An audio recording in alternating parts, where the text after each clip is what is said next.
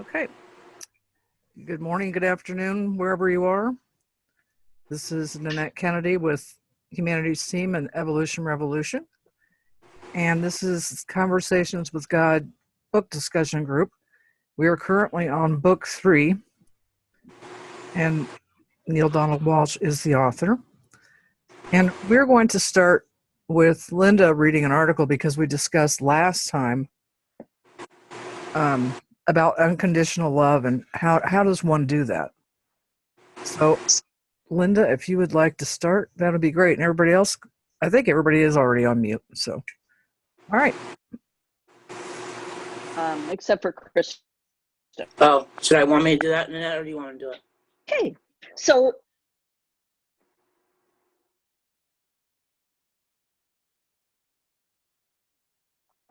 I'm going to start. So the title of this is How Do We Love the Rotten Apples? It seems we're surrounded by rotten apples these days, doesn't it? Some of the most rotten apples are running the United States at the moment, and it's sickening. How do we love these rotten apples? How can it be possible? What is unconditional or infinite love? How do we like, much less love, the corrupt politicians? How do we love people who are talking about taking our services away or cutting them severely? Different level, how do we conditionally love the murderers or the rapists or the abusive spouses or belligerent children or any myriad of unpleasant rotten apples that make up humanity? Many people's lives contain what they see as lots of rotten apples who make the notion of unconditional love an impossible concept. I understand these feelings. I also understand that once one acquires the knowledge that everything is in perfect divine order, regardless of appearances, love flows smoothly and quickly. You see, this world you observe around you is all an illusion. Everything you see, everything you can touch, everything in its third dimension, in this third dimension, is an illusion. Consider this. Everything is more space than matter. Everything is moving. Everything is made up of the same stuff. That same stuff is thinking matter. The forms you see, the shapes, are held together and given form through thought and nothing more. Because when you put it under the strongest microscope we have, it all looks the same. It all looks the same because it all is the same. If everything is created from the same stuff, then what's not to love? If everything forms from the same thinking formless thing, then we are one with that thing and all that is. The idea that you are in some way separate from me is a confusing illusion. It looks as if we're separate, but in fact, the matrix includes us and everyone else. There is no separation among anyone or anything. Everything is connected. Everything is touching. I know this will bring up significant resistance in many of you, likely most of you who are reading this. Bear with me, please, because if you can get through this, you will see everything in a new light, which will ultimately bring you peace. We all want peace, don't we? Your impulse is to refuse to see yourself as connected to people like 45 or members of his family or his inner circle. And you're certainly entitled to feel this way, and I completely understand that response. They're despicable, aren't they? They certainly appear that way. Yet what I can say, though, is that for as long as you resist your oneness, you remain in denial and will be unable to have an energetic impact on your experience. You'll continue to be a victim of the forces, energies, and people around you. Only when you move past these appearances do you find peace.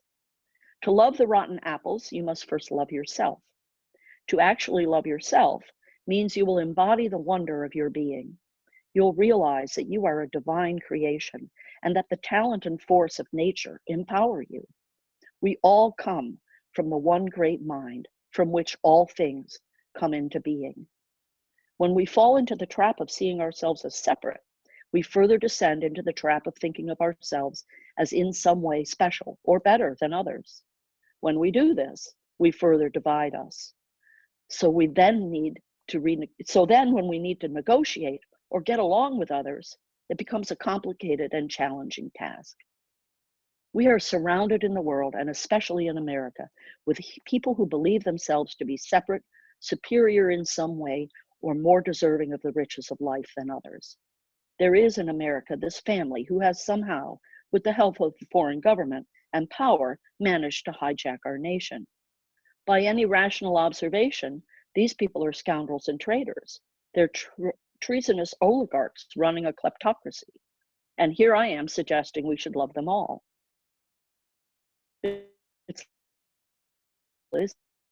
You likely think you should call the white men in white coats and have them take me away, eh? Not so fast.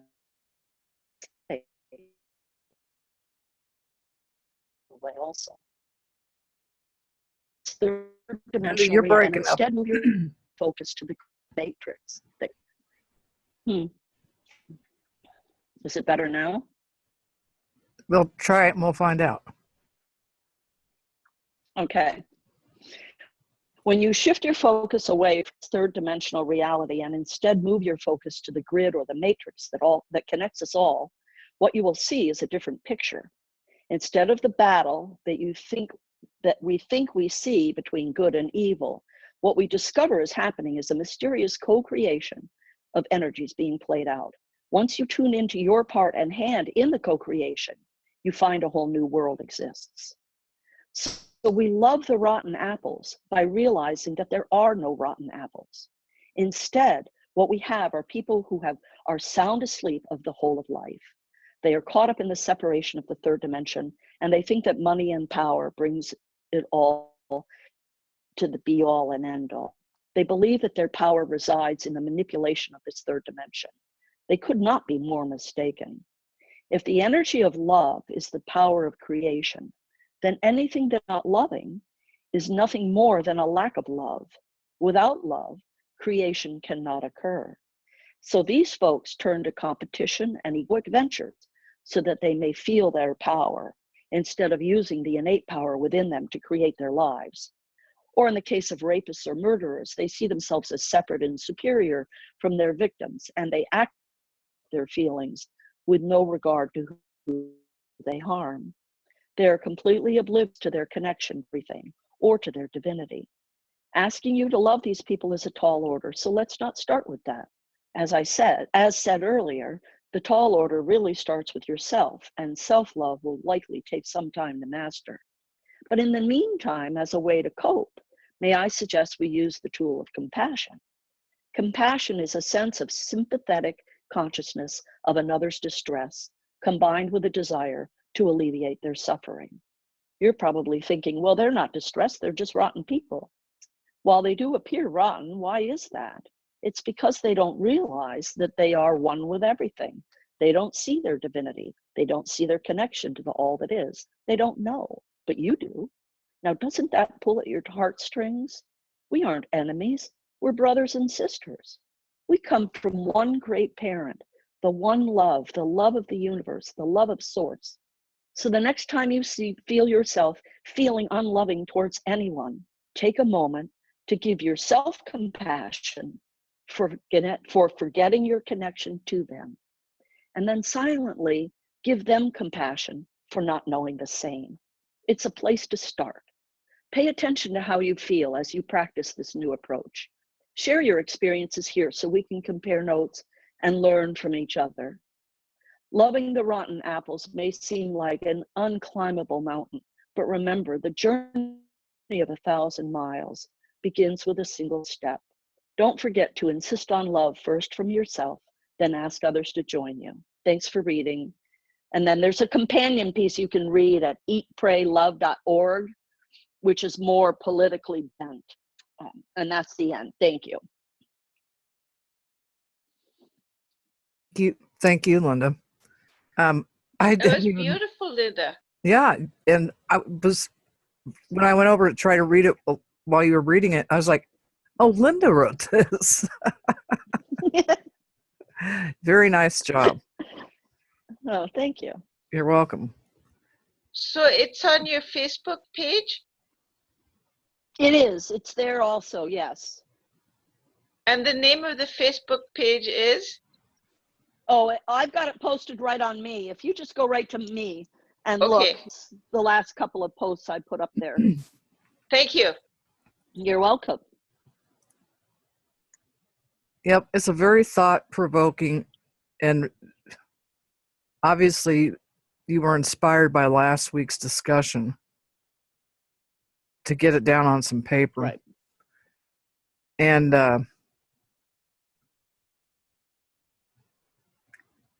because I've thought about it off and on all week.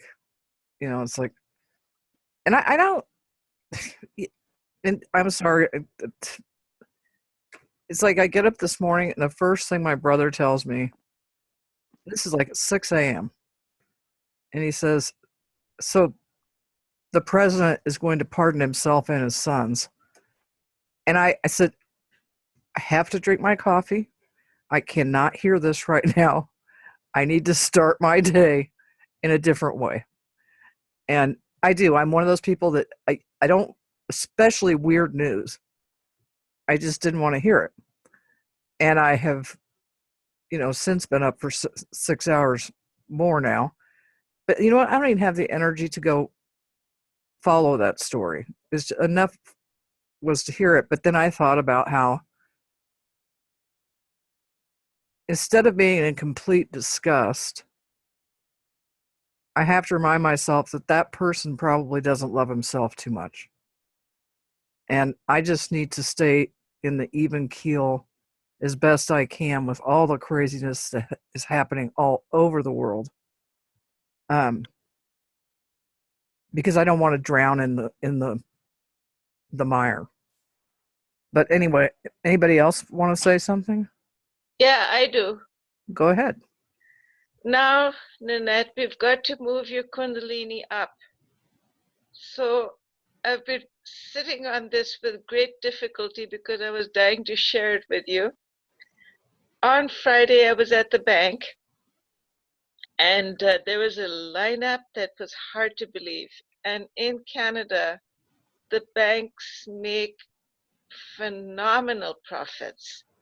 And there were only 2 tellers, and the man behind me had just gotten off of work, and he was from a construction site, so he had clothes and an attitude that definitely needed help. So I told him, well, why don't we tell them to get another teller? And of course, he crawled back into his mouse hole. He wasn't going to tell them anything, but he was letting us all know all about it. So I went and told them, and they just shrugged their shoulders and basically said, we need our profits, we're not hiring anyone, which was translated as we're doing the best we can. In other words, get into the lineup, stupid woman. How dare you complain? So he already knew that it was useless. So I put him in front of me, and then I looked behind and I thought, ay, ay, ay, the lady behind me is going to get all upset. So she said to me, no, that's fine, but the man came with his son, so let's move him up too. Oh my gosh. I couldn't believe it. And then this is the icing on the cake. She said, you're modeling kindness to me. And I thought, gotta tell Nanette, because That's an awesome story. isn't it? It's an awesome story. And really, it's such a simple thing to do. And I'm just happy that you practiced that, and I'm happy that somebody else acknowledged it. Well, yeah. And I have, I think I'll look after the call, but I think we have Evolution Revolution kindness cards that you can print off on your computer just on regular paper. And I carry some in my car so that if I'm going through, don't tell anybody I ever eat fast food, but sometimes I do. But if I get really kindly treated at the pass-through window or where I pay, I hand them the kindness card. And I say thank you for being kind. And it just takes people aback because they're just not expecting it. And I gave one to a woman, this was like 2 years ago. And she was probably in her 50s working at a McDonald's. And she was just always so kind. So I gave her one, and I ran into her about 6 months ago at McDonald's. And she goes, "You're the woman that gave me the kindness card." She goes, "And it says, please give it away to somebody else who's doing an act of kindness." And she goes, "And I just can't give it away." And I said, "Well, print some more." And you can do that. And anyway, so it's so fun to do that and see results. And I'm very glad you shared that, Shabana. Well, what I found very interesting is that the man, after whining and bitching for a good long time, started to protest when I'm offering, because it's so much fun to be a victim. Yep. So that's what I found so entertaining. Well, that's Is the that irony. Yeah, that I had to convince him to take it Really. because it's so much easier to ruin everyone else's, like bring everyone else's kundalini down with your own, right? Yep. Yep. But those kindness cards are amazing. Where do you get them? And I what do they say? I created them. I don't have one on me at the moment. It just says, "You've been spotted committing a kind act." And you know, it's such a good thing to see in the world. And then it says, "The next time you see someone commit a kind act, give them your card." And I think they're on the Evolution Revolution files, but I will have to look to be sure, because I know I created them for an Awakening Day thing, but I have to go back and look. That's beautiful. Well, I will look for them, and what I'll do is I'll email all of you and just send it in an attachment. That would be lovely. No worries. Thank you. You're welcome. Anyone else? Or are we ready to read? Okay. We're beginning chapter 18. 18. Okay. Unless anybody Right. else had anything to say about anything else that we've been talking about here. Okay. Okay. This is chapter 18, Conversations with God, book 3. And this is Neil speaking. Tell me more about highly evolved civilizations and highly evolved beings. Outside of the fact that they don't kill each other for any reason, what else makes them different from us? They share. Hey, we share. No, they share everything with everyone. Not a being goes without. All the natural resources of their world, their environment, are divided equally and distributed to everyone. A nation or a group or a culture isn't thought to own a natural resource simply because it happens to occupy the physical location where that resource is found. The planet or planets, which a group of species calls home, is understood to belong to everyone, to all the species in that system. Indeed, the planet or group of planets itself is understood to be a system. It's viewed as a whole system, not as a bunch of little parts or elements, any one of which can be eliminated, decimated or eradicated without damage to the system itself. The ecosystem, as we call it, yes, well, it's larger than that. It's not just the ecology, which is the relationship of the planet's natural resources to the planet's inhabitants. It's also the relationship of the inhabitants to themselves, to each other, and to the environment. It's the interrelationship of all the species of life. The species system? Yes, I like that word. It's a very good word because what we're talking about is larger than the ecosystem. It truly is the species system, or what your Buckminster Fuller called the noosphere. I like species system better. It's easier to understand. I always wondered what in blazes the noosphere was. Bucky likes your word too. He's not attached.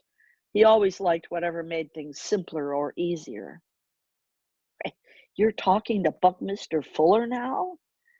You've turned this dialogue into a seance?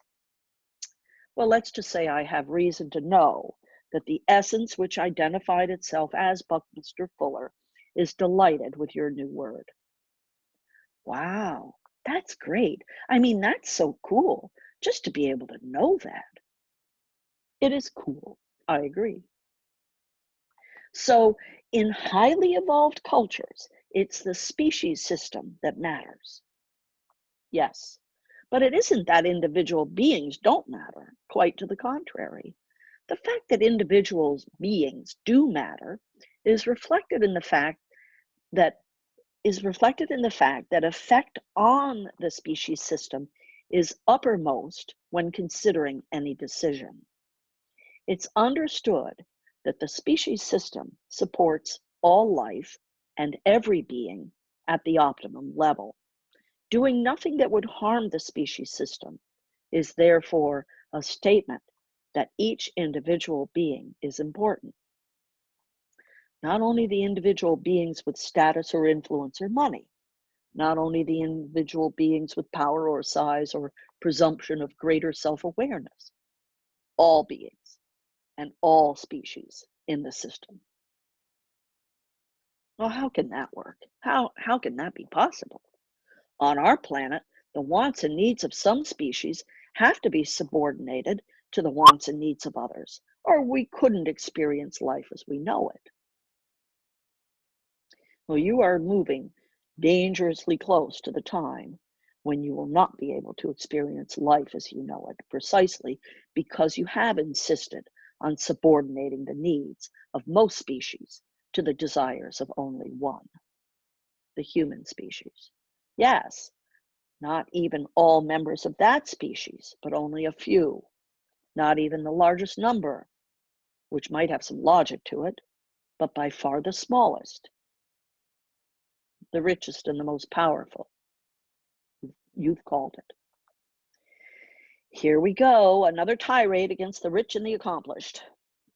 No, far from it. Your civilization does not deserve a tirade any more than a room full of small children deserves one. Human beings will do what they are doing to themselves and to each other until they realize that it is no longer in their best interests. No amount of tirades can change that. If tirades changed things, your religions would have been far more effective long before now. Whoa, zing, zap. You're getting everyone today, aren't you? I'm doing nothing of the sort. Are these simple observations stinging you? Look then to see why. This much we know. The truth is often uncomfortable. Yet this book has come to bring the truth. As others which I have inspired, and movies and television programs. I'm not sure I want to encourage people to watch television. Well, for better or worse, television is now the campfire of your society. It's not the medium that is taking you in directions you say you do not wish to go. It is the messages you allow to be placed there. Do not denounce the medium. You may use it one day yourself to send a different message. Okay, well, let me get back if I can. Can I get back to my original question here? I'm still wanting to know how a species system can work with the needs of all species in the system being treated equally. All right, the needs are all treated equally, but the needs themselves are not all equal. It is a question of proportion and balance. Highly evolved beings deeply understand that all living things within what we have chosen here to call the species system have needs which must be met if the physical forms that create and sustain the system are to survive. They also understand that not all these things are the same or equal in terms of the demands they place on the system itself. Let's use your own species system as an example. Okay, let's use the two species you call trees and humans. I'm with you. Okay, obviously, trees do not require as much daily maintenance as humans, so their needs are not equal. Yet they are interrelated. That is, one species depends on the other. You must pay as much attention to the needs of the trees as to the needs of the humans, but the needs themselves are not as great. Yet if you ignore the needs of one species of a living thing, you do so at your peril. The book I mentioned earlier as being of critical importance, The Last Hours of Ancient Sunlight, describes all of this magnificently. It says that trees take carbon dioxide out of your atmosphere, using the carbon portion of this atmospheric gas to make carbohydrates, that is, to grow. Nearly everything of which a plant is made, including the roots, stems, leaves, even nuts and fruits, which the tree bears, are carbohydrates. Meanwhile, the oxygen portion of this gas is released by the tree. It is the tree's waste matter. Human beings, on the other hand, need oxygen to survive. Without trees to convert the carbon dioxide, which is plentiful in your atmosphere, into oxygen, which is not plentiful, you as a species could not survive. You, in these, breathe out carbon dioxide, which the trees need to survive. Do you see the balance? Of course, it's ingenious. Thank you. Now please quit destroying it. Oh, come on. We plant 2 trees for every 1 we cut down. Yes, and it will take only 300 years for those trees to grow to the strength and size, which will allow them to produce as much oxygen as many of the old growth trees you are chopping down. The oxygen manufacturing plant, which you call the Amazon rainforest, can be replaced in its capacity to balance your planet's atmosphere in, say, 2,000 or 3,000 years. Not to worry, you're clearing thousands of acres every year, but not to worry. Why? Why are we doing that? You clear the land so you can raise cattle to slaughter and eat. Raising cattle is said to provide more income for the indigenous peoples of the rainforest country. So all of this is proclaimed to be about making land productive. In a highly civilized civilization, eroding the species system is not looked at as productive, but rather destructive. So Hebes have found a way to balance the total needs of their species system. They choose to do this rather than serve the desires of one small portion of the system, for they realize that no species within the system can survive if the system itself is destroyed. Man, that seems so obvious. That just seems so painfully obvious. The obviousness of it may be even more painful on Earth in years ahead if your so-called dominant species doesn't wake up. I get that. I get that big. And I want to do something about it, but I feel so helpless. I sometimes feel so helpless. What can I do to bring about change? There's nothing you have to do, but there's a great deal you can be. Well, help me with that. Well, human beings have been trying to solve the problems at the doingness level for a long time without much success. That's because true change is always made at the level of being, not doing. Oh, you've made certain discoveries, all right, and you've advanced your technologies, and so in some ways, you've made your lives easier. But it's not clear whether you've made them better. On the larger issues of principle, you have made very slow progress. You are facing many of the same problems of principle that you've faced for centuries on your planet. Your idea that Earth exists for the exploitation of the dominant species is a good example. You clearly will not change what you are doing around that until you change how you are being. You have to change your idea about who you are in relationship to your environment and everything in it before you will ever act differently. It is a matter of consciousness, and you have to raise consciousness before you can change consciousness. Well, how can we do that? Stop being quiet about this. Speak up. Raise a ruckus. Raise the issues. You might even raise some collective consciousness. On just one issue, for example, why not grow hemp and use it to make paper? Do you have any idea how many trees it takes just to supply your world with daily newspapers? To say nothing of paper cups, carry-out cartons, and paper towels? Hemp can be grown inexpensively and harvested easily, and used not only for making paper, but the strongest rope, the longest lasting clothing, and even some of the most effective medicines your plant can provide.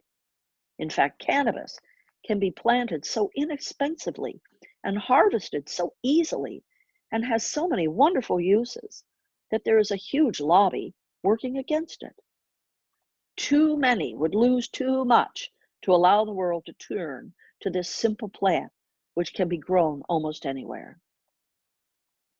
This is just one example of how greed replaces common sense in the conduct of human affairs. So give this book to everyone you know, not only so that they get this, but so that they get everything else the book has to say. And there's still a great deal more. Just turn the page. Yeah, but I'm starting to feel depressed, like a lot of people said they felt after book 2. Is this going to be more and more talk about how we're destroying things here and really blowing it? Because I'm not sure if I'm up for this. Are you up for being inspired? Are you up for being excited? Because learning about and exploring about what other civilizations, advanced civilizations, are doing should both inspire and excite you. Think of the possibilities. Think of the opportunities. Think of the golden tomorrows just around the corner. If we wake up. You will wake up. You are waking up. The paradigm is shifting. The world is changing. It's happening right in front of your eyes. This book is a part of it. You're a part of it. Remember, you are in the room to heal the room. You are in the space to heal the space. There's no other reason for you to be here. Don't give up. Don't give up. The grandest adventure has just begun. All right. I choose to be inspired by the example and wisdom of highly evolved beings, not discouraged by it. Good. This is a wise choice, given where you say you want to go as a species. You have much you can remember from observing these beings. Hebes live in unity and with a deep sense of interrelatedness. Their behaviors are created by their sponsoring thoughts, what you might call the basic guiding principles of their society. Your behaviors too are created by your sponsoring thoughts, or the basic guiding principles of your society. Well, what are the basic guiding principles of a Hebes society? Their first guiding principle is, we are all one. Every decision, every choice, all of what you could call morals and ethics is based on this principle. The second guiding principle is everything in the one interrelates. Under this principle, no one member of a species could or would keep something from another simply because he had it first, or it's his possession, or it's in short supply. The mutual dependency of all living things in the species system is recognized and honored. The relative needs of every species of the living organism within the system are always kept in balance because they are always kept in mind. Does this second guiding principle mean there is no such thing as personal ownership? Not as you understand it. A Hebe experiences personal ownership in the sense of holding personal responsibility for every good thing in his care. The closest word in your language to describe what a highly evolved being feels about what you would call a prized possession is stewardship. A Hebe is a steward, not an owner.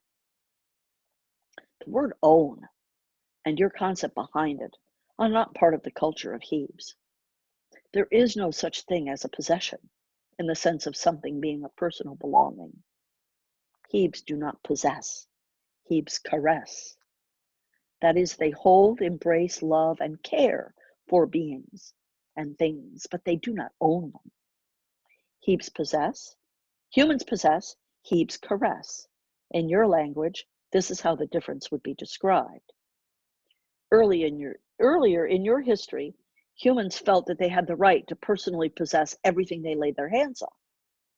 This included wives and children, land, and the riches of the land. Stuff and whatever other stuff their stuff could get them, as was also as much theirs.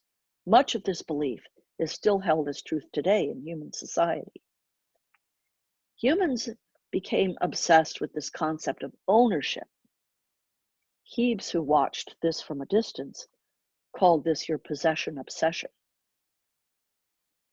Now as you have evolved, you understand more and more that you can really, truly possess nothing, least of all your spouses and children.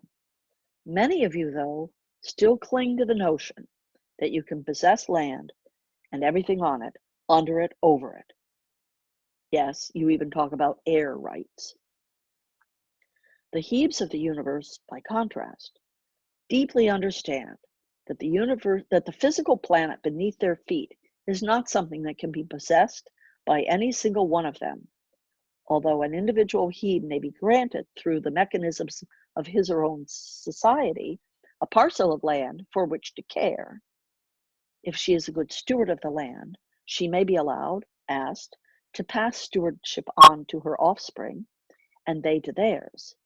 Yet if at any time either he or his offspring prove to be poor stewards of the land is no longer kept in their care. Wow, if that were the guiding principle here, half the industries in the world would have to give up their property. And the world's ecosystem would dramatically improve overnight. You see, in a highly evolved culture, a corporation, as you call it, would never be allowed to despoil the land in order to make a profit. For it would be clearly seen that the quality of lives of the very people who own or work for the corporation are being irrevocably damaged. What profit is there in that? Hang on, I have to clear my throat.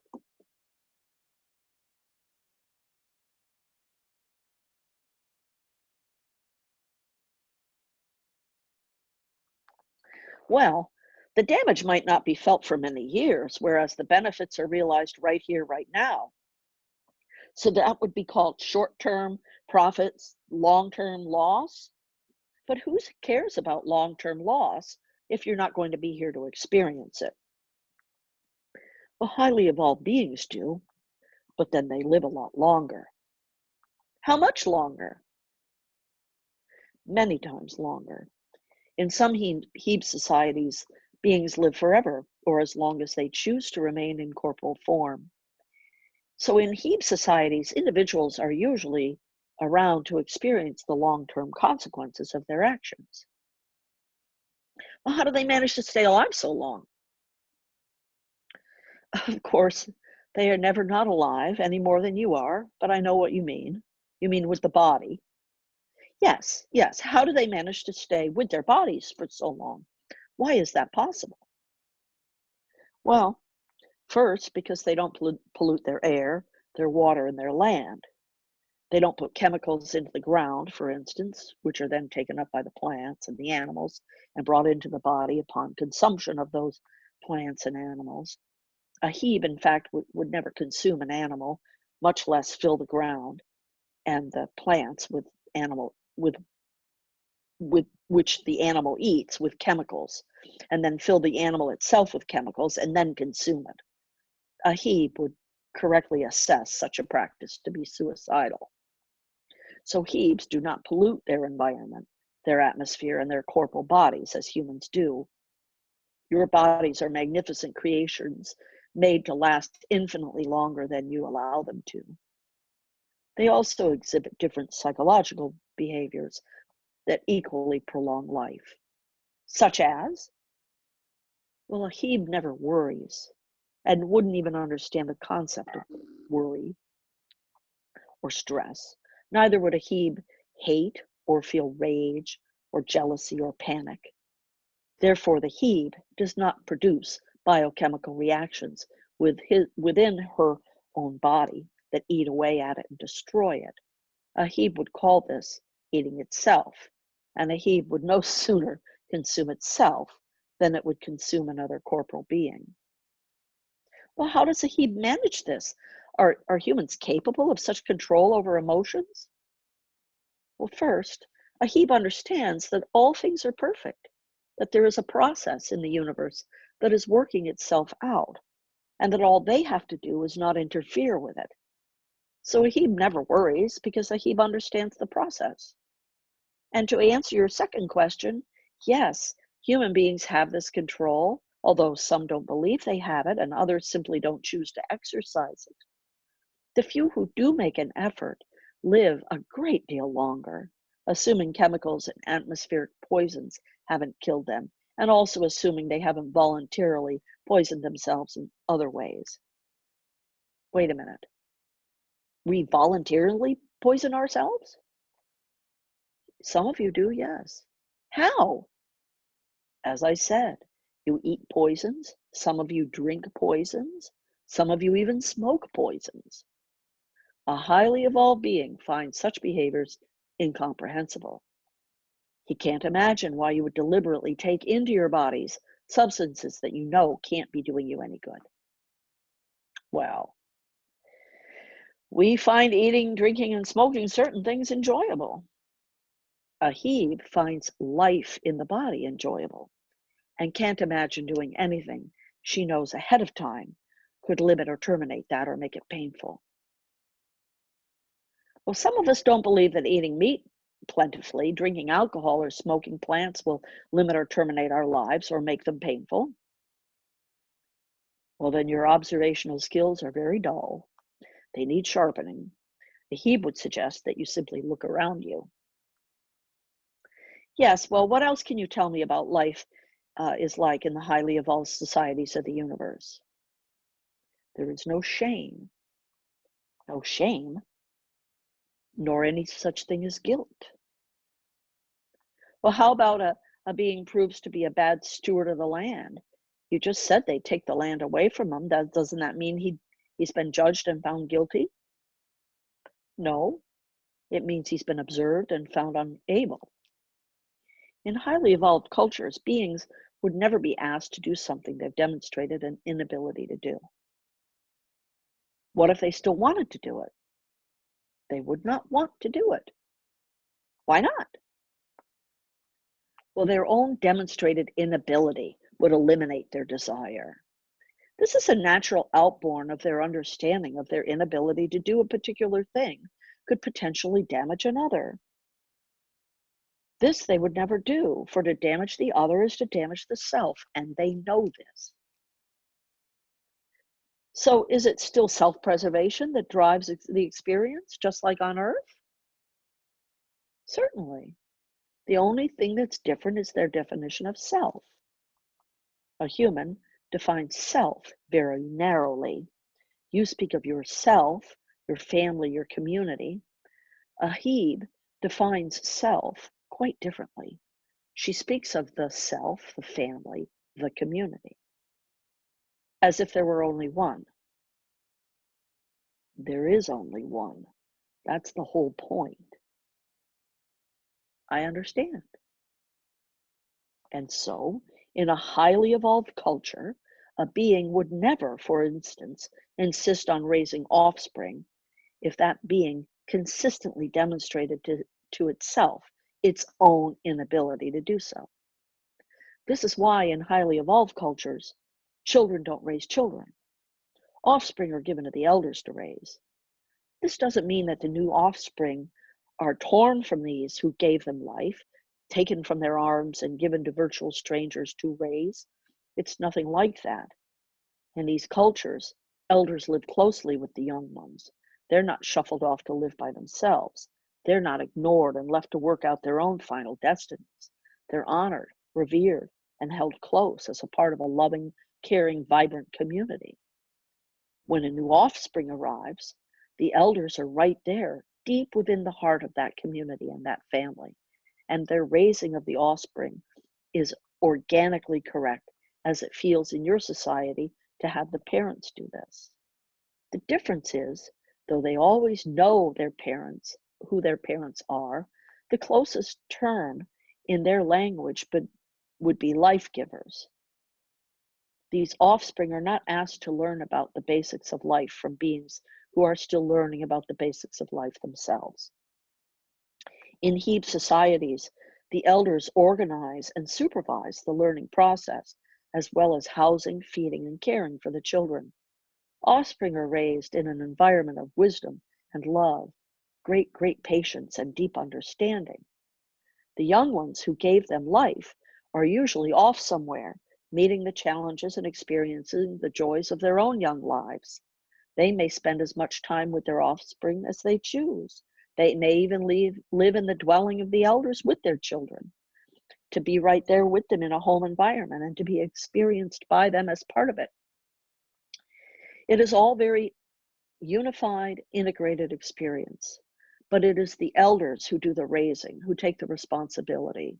And it is an honor, for upon the elders is placed the responsibility for the future of the entire species. And Hebe societies, it is recognized that this is more than should be asked of the young ones. I touched on this earlier when we talked about how you raise your offspring on your planet and how you might change that.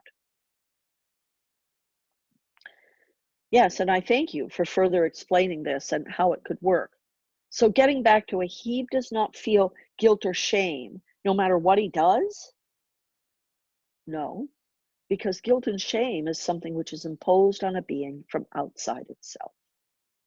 It can then be internalized, no question about that, and it is initially imposed from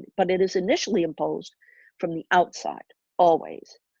No divine being, and all beings are divine, ever knows itself or anything it is doing to be shameful or guilty until someone outside of itself labels it that way. In your culture, is a baby ashamed of its bathroom habits? Of course not. Not until you tell it to be. Does a child feel guilty for pleasuring itself with its genitals? Of course not. Not until you tell it to feel guilty. To the degree to which culture is evolved is demonstrated by the degree to which it labels a being or an action shameful or guilty. Are there no actions to be called shameful? Is a person never guilty no matter what he does? As I have already told you, there is no such thing as right and wrong. Well, there are still some people who still don't understand that. To understand what is being said here, this dialogue must be read in its entirety. Taking any statement out of context would make it not understandable. Books 1 and 2 contain detailed explanations of the wisdom above.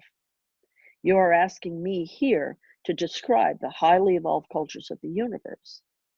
They already understand this wisdom. Okay, so how else are these cultures different from our own? In many other ways. They don't compete. They realize that when one loses, everyone loses. Therefore, they do not create sports and games which teach people and perpetuate in adults the extraordinary thought that someone is winning while someone else is losing is entertainment. Also, as I said, they share everything. When another is in need, they would never dream of keeping or hoarding something they had simply because it was in scarce supply. On the contrary, they would be their very reason for sharing it. In your society, the price goes up for that which is rare if you share it in it at all. In this way, you ensure that if you're going to share something which you possess, at least you'll be enriched doing it.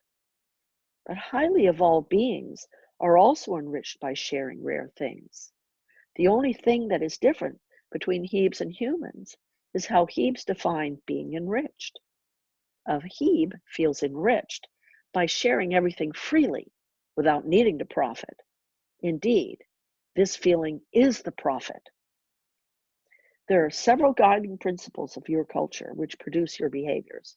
As I said earlier, one of your most basic is survival of the fittest. This might be called your second guiding principle. It underlies everything your society has created: its economics, its politics, its religion, its education, its societal structures.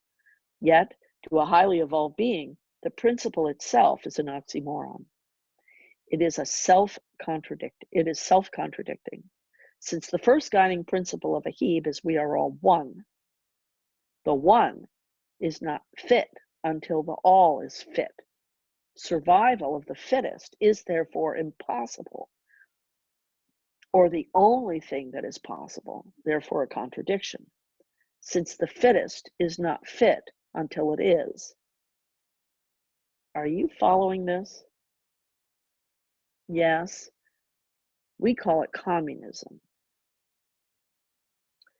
On your planet, you have rejected out of hand any system which does not allow for the advancement of one being at the expense of another. If a system of governance or economics requires an attempt at equitable distribution to all of the benefits created by all, with the resources belonging to all, you have said that system of governance violates the natural order. Yet in highly evolved culture, the natural order is equitable sharing.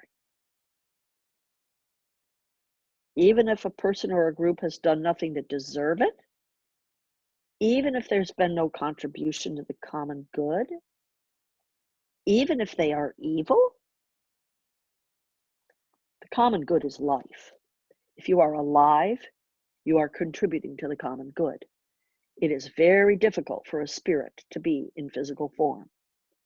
To agree to take such a form is, in one sense, a great sacrifice, yet one that is necessary and even enjoyed, if the all is to know itself experientially and to recreate itself anew in the next grandest version of the greatest vision it ever had about who it is. It is important we understand why we came here. We, the souls that make up the collective. You're losing me.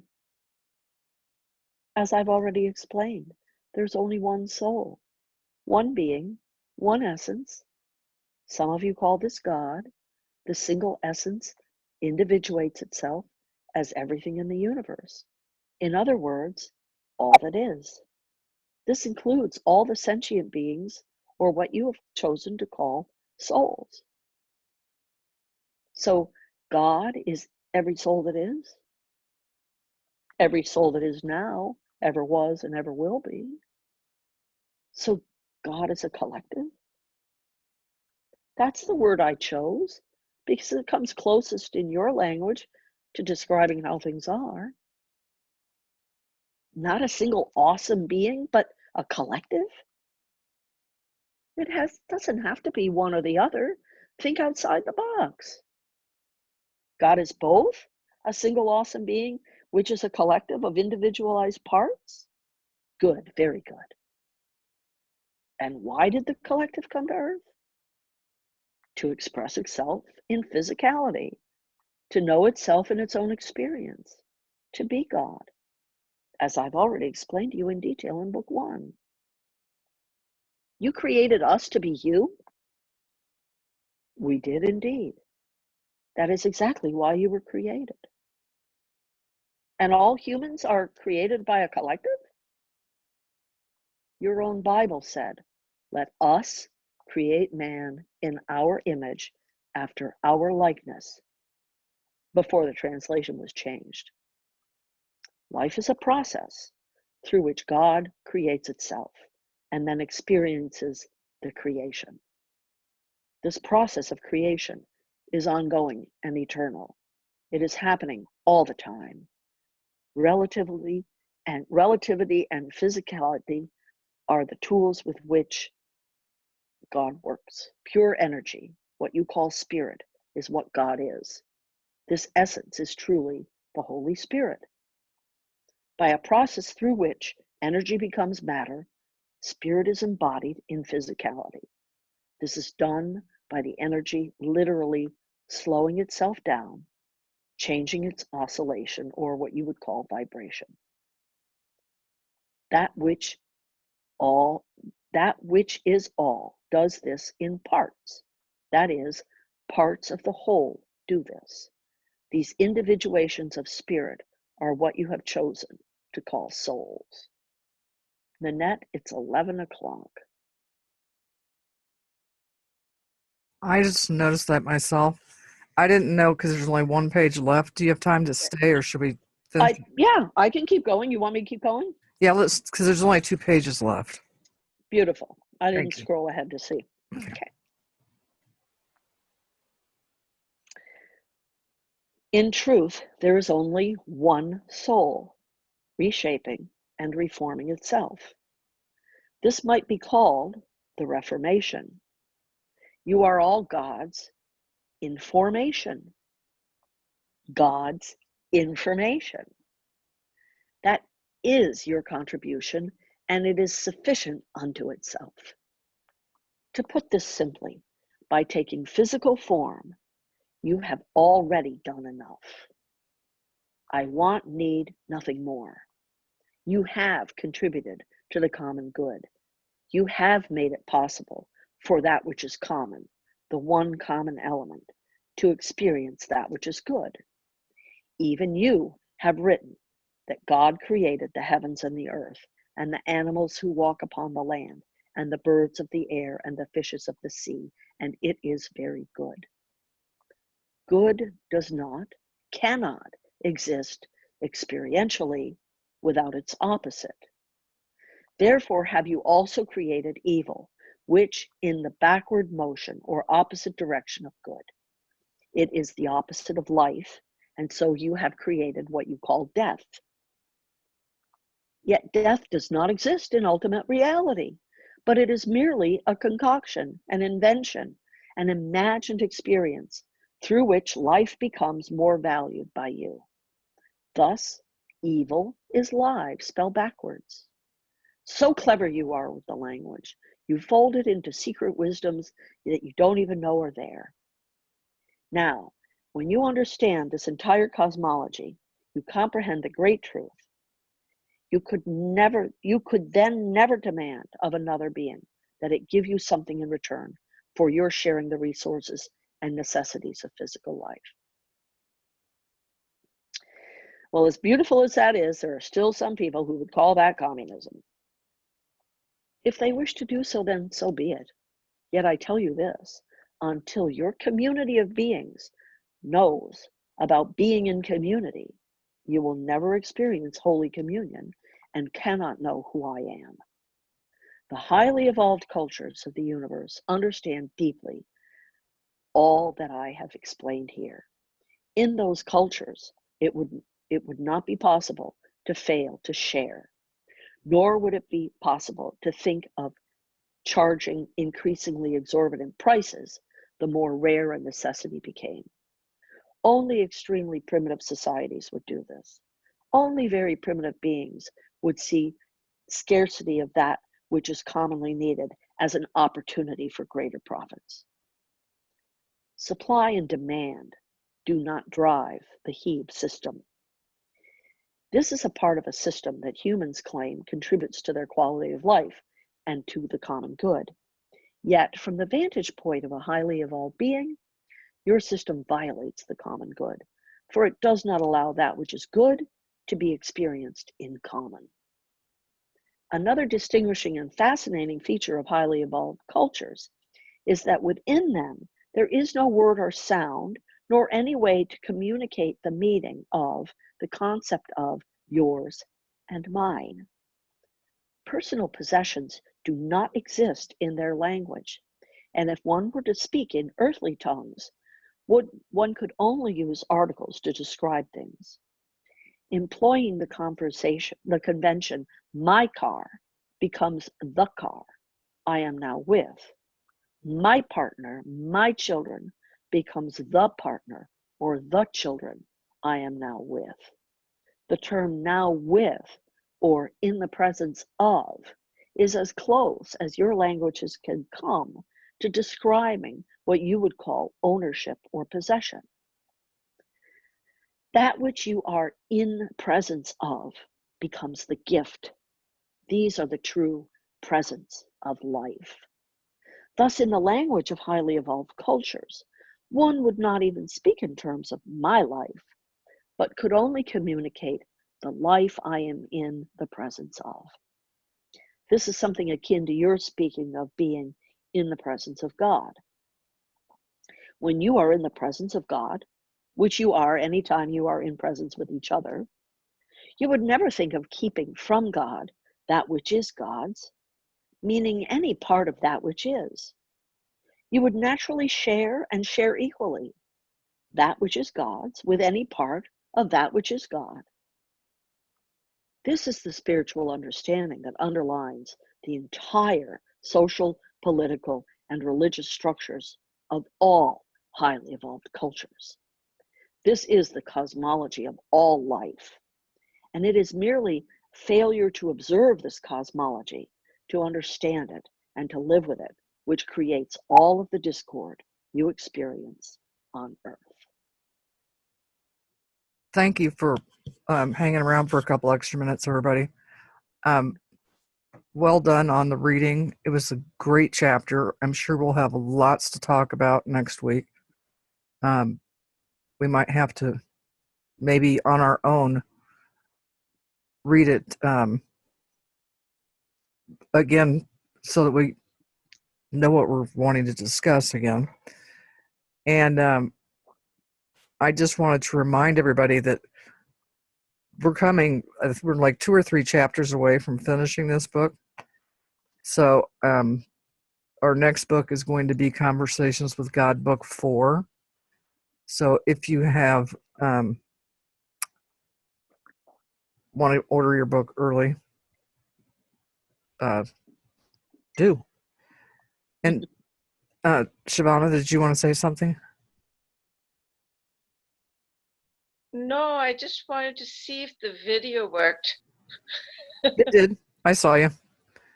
It was really funny because it took away Linda's picture and put your picture over hers, but I don't understand. I don't pretend to understand how this works. Well, Kirsten, Angela, Shabana, I'm assuming it's Ann on the phone, Linda, Sarah, and your friends that were our guests today. We were glad to have you here, and visit anytime. All right, I love you all, and we will see each other next week, same time. Okay, bye, everybody. Bye-bye. Bye. Bye. Bye.